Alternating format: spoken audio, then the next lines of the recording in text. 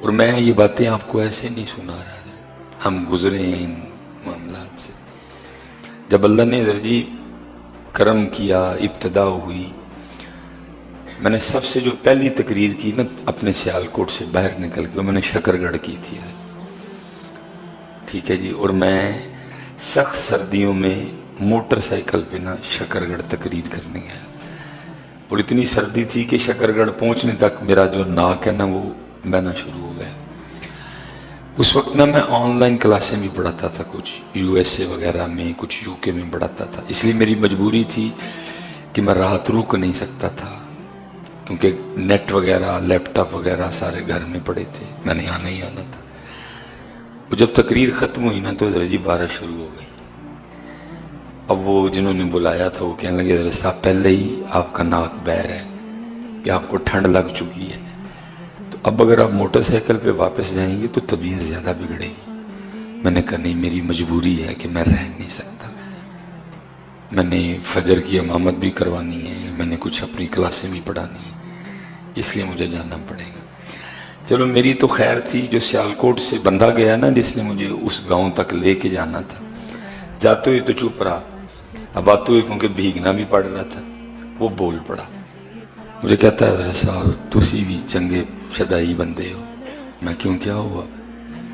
وہ بھائی جنہوں نے آپ کو تقریر کے لیے بلایا، آپ ان سے کہتے کہ گاڑی کا اہتمام کریں، جو آپ کو لے کے بھی جاتی، آپ کو چھوڑنے بھی جاتی، اتنی ٹھنڈ میں آپ آئے ہیں، آپ کو بخار بھی ہو رہا ہے، اور اب اتنی سردی میں پھر موٹر سائیکل سے شکر گڑھ سے سیالکوٹ جائیں گے، اوپر سے بارش بھی ہو رہی ہے، تو یہ کیسا دیوانہ پن ہے، کیسا پاگل پن ہے، تو آپ نے ان سے کیوں نہیں کہا کہ گاڑی دیں؟ اصل میں ضرورت وہ خود ہی ڈال دیتے ہیں دل میں باتیں۔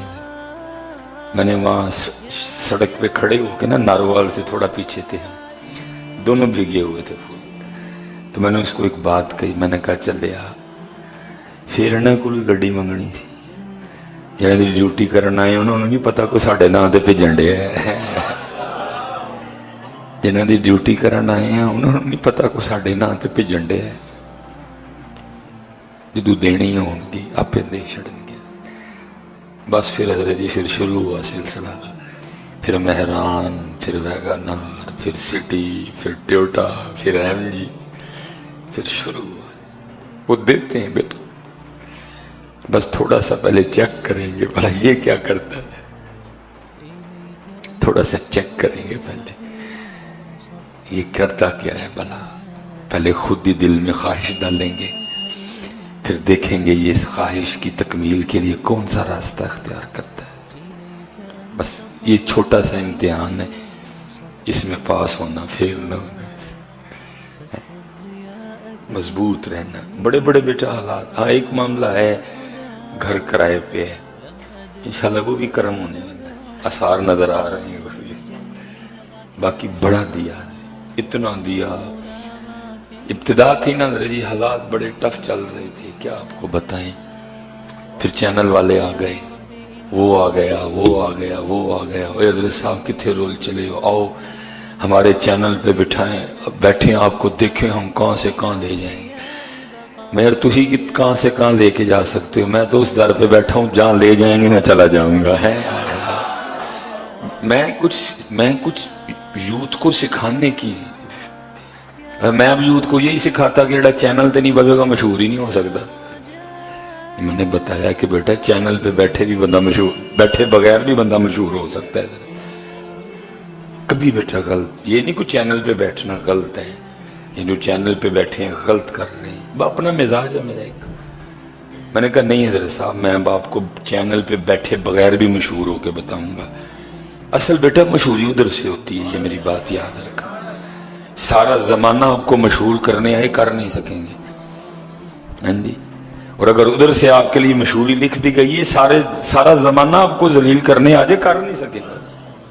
بس یہ پکی گرہ باندھ لو، جو ہے ادھر سے ہے۔ اور میاں صاحب نے، میں کہتا ہوں ایک جس کو کہتے ہیں جی کوزے میں دریا بند کرنا، میاں صاحب نے کر دیا کوزے میں دریا بند۔ آپ فرماتے ہیں جیو بیلی سب جگ بیلی، کوزے میں، اس کو کہتے ہیں کوزے میں دریا بند کرنا، میاں صاحب نے کیا کوزے میں دریا بند۔ اب فرماتے جے او بیلی سب جگ بیلی، ان بیلی بھی بیلی. بس اتنی سی بات ہے. مرشد نے یہ سمجھا دی ہے، پیچ کس چھڑے کٹ کے کسے ہیں حضرت. سکون ہے حضرت جی، موج ہی موج ہے. ہمیشہ ادھر جھولی پھیلانا، دے دیں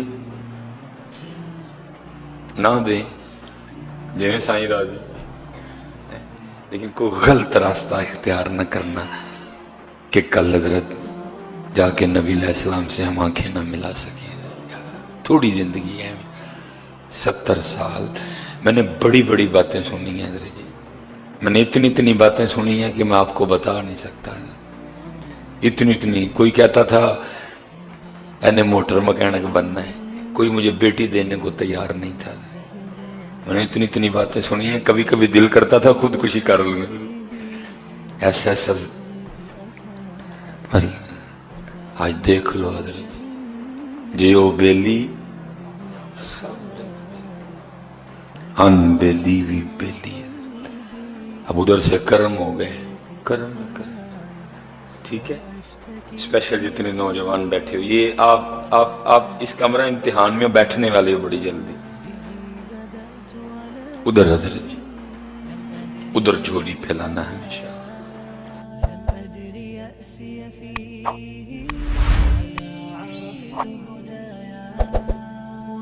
یاد رکھیے گا، بھیک آتی ہے اور جھولیاں بھر بھر کے آتی ہے، ٹھیک ہے جی.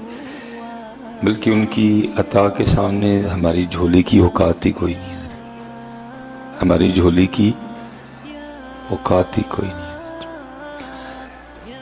سیدنا انس رضی اللہ تعالیٰ عنہ یہ نبی علیہ السلام کے خادم تھے.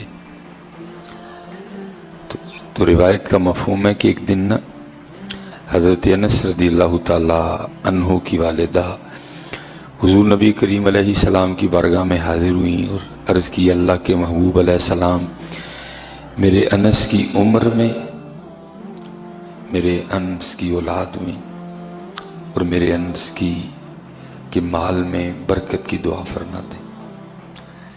لکھا ہے کہ حضور نبی علیہ السلام نے دعا فرما دی.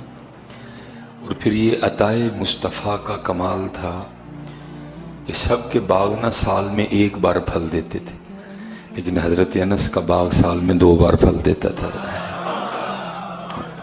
آتی ہے کو منگے تے سید، کتے سود ہے، کتے رشوت ہے، کتے فراڈ ہے، کتے دھوکا ہے. مانگا ہی نہیں تو نے اللہ اور اللہ کے رسول، تو کس راستے پہ نکل پڑا. وہ لکھا ہے کہ آپ کی اولاد میں اتنی کثرت ہوئی، کمی پیشی کی اللہ مجھے معافی دے. لکھا ہے کہ تقریباً 50 سے اوپر اور 70 سے تھوڑا پیچھے آپ نے اپنے پوتے پوتیاں نواسے نواسیاں اپنے ہاتھوں سے دفنائی ہیں. اتنی آپ کی اولاد میں برکت ہوئی ہے.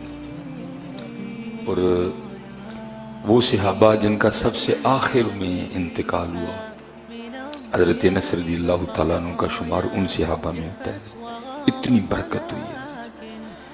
بس میں آپ سے اتنا ہی کہوں گا، جب بھی کسی چیز کی ضرورت ہو تو ادھر ہی جھولی پھیلانا یار. دے دیں الحمدللہ، نہ دیں تو یہ سمجھ کے خوش ہو جانا یہ چیز میرے لیے ٹھیک تھی نہیں ہے.